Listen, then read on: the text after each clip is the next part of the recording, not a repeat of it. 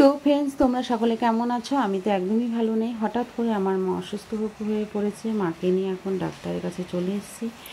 তো আমার বাড়ি কৃষ্ণনগর। আমি এখন শক্তিনগর হাসপাতালে আছি, জেনারেল ওয়ার্ডে।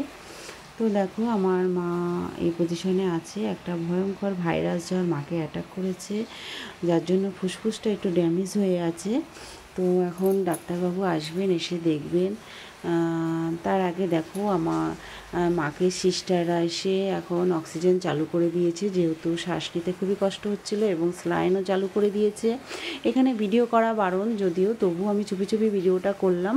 তো বন্ধুরা, অবশ্যই আমার মার জন্য সুস্থ কামনা করো ঠাকুরের কাছে।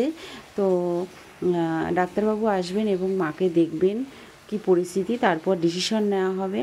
তো দেখো, ডাক্তারবাবুরা চলে এসছে, রাউন্ডে আছে। আমার মাকে এখন দেখবেন, দেখে এখন ফাইনাল ডিসিশন নিয়ে জানাবেন যে কি পরিস্থিতি বা কোথায় শিফট করতে হবে। তো দেখো, ডাক্তারবাবুরা এখন দেখে গেলেন, তো বলে গেলেন যে মার অবস্থা খুবই ক্রিটিক্যাল, মাকে এখন এখানে রাখা যাবে না জেনারেল ওয়ার্ডে। তো মাকে এখন আইসিইউতে শিফট করা হবে, তার জন্য অক্সিজেন খুলে দেওয়া হয়েছে, স্লাইনও খুলে দেওয়া হয়েছে, এবং আমার দাদারা আছে আমার সঙ্গে, তারা হুইল চেয়ার আনতে গেছে। এখন আইসিইউতে শিফট করা হবে। তো চলো আইসিইউতে চলে যাই।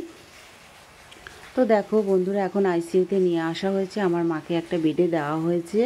মা এখন অবস্থা খুবই ক্রিটিক্যাল, যদি এর থেকেও খারাপ হয় তো ভেন্টিলেশন চালু করা হবে। তো বন্ধুরা, তোমরা অবশ্যই মার জন্য সুস্থ কামনা করো, আমার মা যেন সুস্থ হয়ে বাড়িতে যায়। তো নেক্সট ভিডিও দেখার জন্য অনুরোধ করা রইল। তো বন্ধুরা, ভালো থেকো, টাটা, বাই।